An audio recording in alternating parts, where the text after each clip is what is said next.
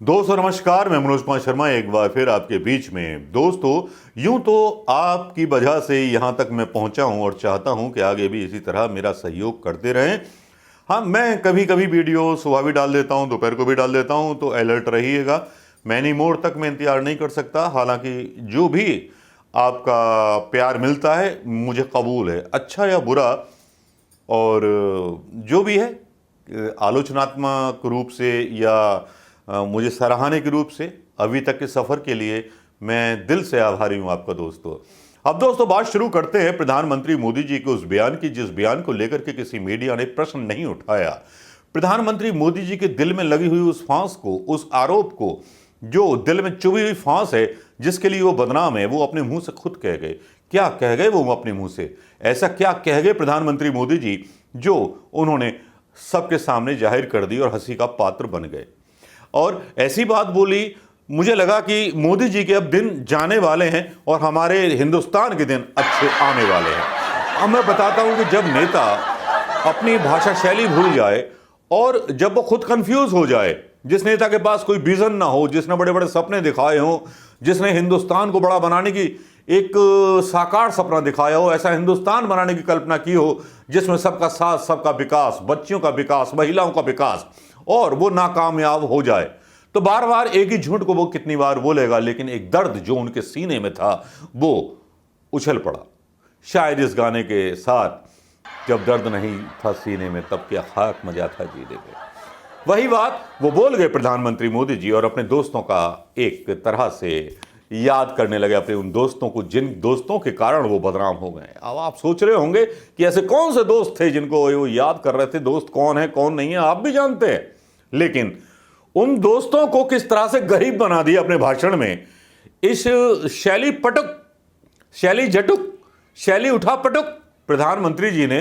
वो सुन लीजिए प्रधानमंत्री जी की ये आवाज जो वाकई बताती है। वो कहते हैं कि मैं बचपन में जिनके साथ खेला होता हूं, उठा होता हूं, बैठा होता हूं, मैं उन्हीं के साथ बात करता हूं। बचपन तो उनका मुख्यमंत्री के रूप में बीता था गुजरात में, तो जिन लोगों के साथ उठे बैठे उन्हीं के बारे में बोल रहे थे बंगाल की रैली में। ये रंग भी एक रंग है प्रधानमंत्री मोदी जी का, जो उनको उन बहुत सारे रंगों में से एक रंग है, जिस रंग का नाम मुझे नहीं पता, सियासी है या क्या है मैं नहीं कह सकता, लेकिन ये बयान सुन लीजिए।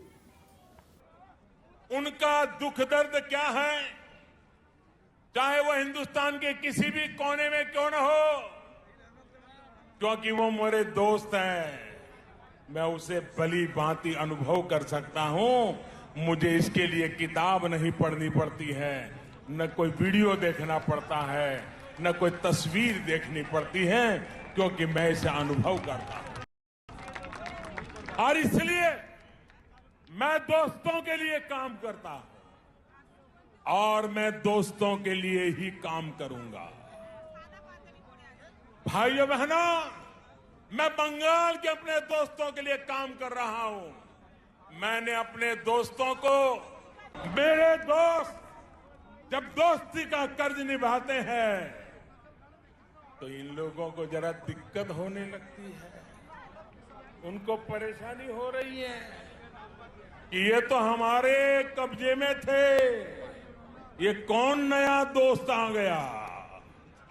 जब मोदी अपने इन करोड़ों दोस्तों की सेवा करता है तो गुस्से में ये इसमें भी रोड़े अटकाने का काम करता है।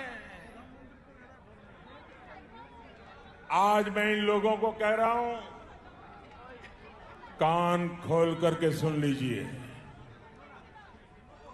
मैं पश्चिम बंगाल के अपने इन दोस्तों के लिए ज्यादा से ज्यादा काम करना चाहता हूं। यह बयान सुन लिया होगा दोस्तों। अब इस बयान की व्याख्या क्या की जाए? कितनी सारी चीजें हो चुकी हैं, कितने सारे उपक्रम अदानी अंबानी, अदानी जो थे डील करते थे पहले किन्हीं और कंपनियों में, फिर कोल में भी आ गए, फिर एग्रोटेक में भी आ गए, फिर अपना आकार बढ़ाते चले गए। अंबानी भी पेट्रोलियम से लेकर के पता नहीं कहां कहां पहुंच गए, टेलीकॉम तक पहुंच गए, बीएसएनएल बर्बाद हो गया। हम दो हमारे दो का विकास हुआ, बाकी की जो हिंदुस्तान की कंपनियां थीं जिनके सहारे एक रीढ़ की हड्डी और रोज़गार मिलता था प्राइवेट सेक्टरों में, उन कंपनियों को तबाह बर्बाद कर दिया गया। बड़े बड़े कर्ज माफ़ कर दिए गए उन दोस्तों के जिन दोस्तों ने डिफ़ॉल्ट किया पैसा। बहुत सारे रिज़र्व बैंक के लोग बदल दिए गए केवल इसलिए कि वो उनसे कर्ज वसूलना चाहते थे। उर्जित पटेल की एक रिपोर्ट भी इस बारे में छपी थी जो मीडिया ने अनदेखी कर दी, क्योंकि इस देश को बेचने में सबसे बड़ा हाथ केवल मोदी जी का ही नहीं है। मीडिया और एक प्रणाली जिसके ऊपर बहुत भरोसा था, उसका नाम नहीं लूंगा, आप कमेंट में लिख दीजिएगा किसके बारे में मैं बोल रहा हूं, और बैंकिंग व्यवस्था, इससे जुड़े हुए लोगों ने हिंदुस्तान के लोगों के टैक्स के साथ बहुत बड़ी दगाबाजी की।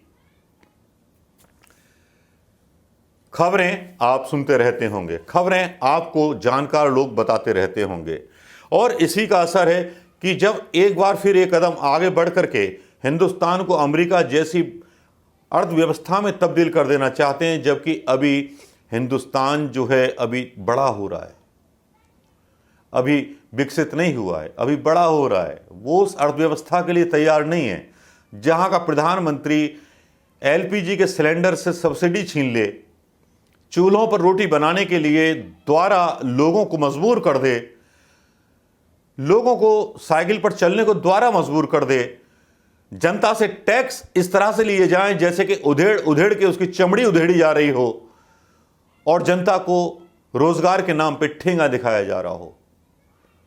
क्या टैक्स लेना ही सरकार की मजबूरी है?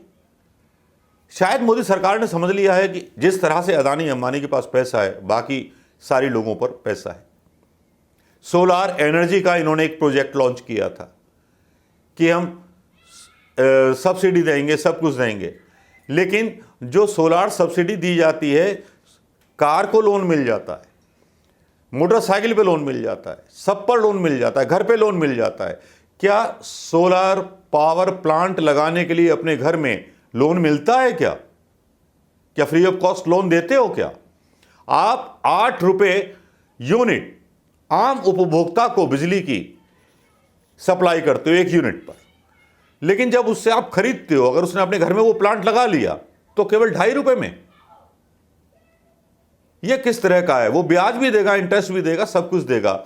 ये किस तरह का प्लान लेकर के आए थे प्रधानमंत्री मोदी जी? मतलब नकाब के पीछे नकाब कई, और जब अगर अदानी अंबानी लगाएंगे 50 मेगावाट से ज़्यादा का सोलार प्लांट तो उनको सब्सिडी सरकार की तरफ से मिलेगी या सरकार उनको सब्सिडी ज़्यादा देगी। तो खबरें तो यहाँ तक हैं कि बहुत सारी चीज़ें हम दो हमारे दो के लिए बदल दी गई, चाहे रिजर्व बैंक हो चाहे कुछ हो, और बैंक भी बिकने वाले हैं और बुरे दिन फिर और आने वाले हैं। अगर खेला ना हुआ और खेल अगर हो गया तो शायद मोदी जी थोड़ा सा थम जाएं, थोड़ा सा चैन की सांसें ले लें। लेकिन दोस्त तो आप समझ गए होंगे कि दोस्त कहाँ कहाँ हैं, दोस्त कौन कौन हैं, मोदी जी किस किस के लिए काम करते हैं। उन्होंने अपना दर्द बंगाल की उस रैली में अपना पूरा उड़ेल दिया था दोस्तों। नमस्कार, जय हिंद दोस्तों।